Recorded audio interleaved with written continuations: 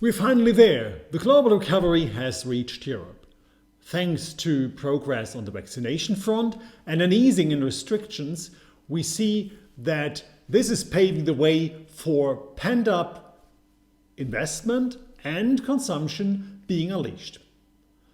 In some quarters, this is leading to some capacity constraints, and as a consequence, prices for some goods and services are going up in a substantial way and also leading to an increase in overall inflation.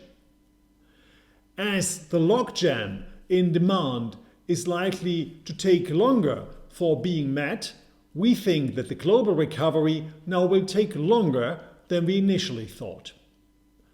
Looking to the US, the fiscal stimulus is likely to continue, and with an increase in the unemployment benefits, it has a direct impact on wages as well, which is driving inflation.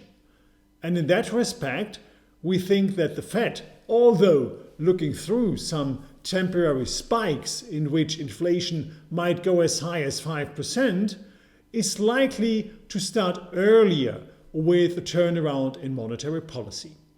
Now, we think that in the August Jackson Hole Conference, the Fed might slightly change its wording and prepare for a change in monetary policy in 2022, when we think that the purchases under the QE program are likely to be reduced.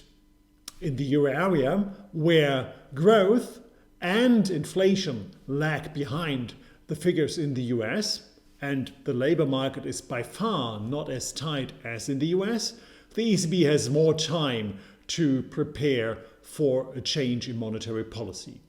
In that respect, at the upcoming monetary conference in Sintra, we only expect the ECB to announce the new medium-term strategy and not to come up with an end of the ultra-loose monetary policy. In any way, we think that the period of very low government bond yields, which we have experienced in May and April, comes to an end.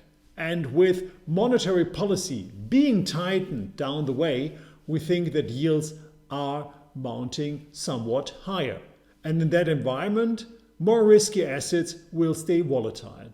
Nevertheless, we remain upbeat for the outlook for risky assets in the medium term and keep our overweight.